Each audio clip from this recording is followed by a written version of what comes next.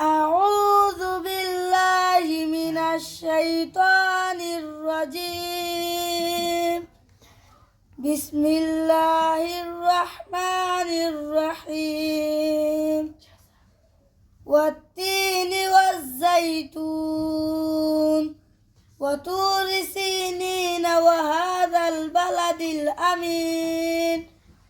لقد خلقنا الإنسان في أحسن تقويم ثم رددناه أسفل سافلين إلا الذين آمنوا وعملوا الصالحات فلهم أجر غير ممنون.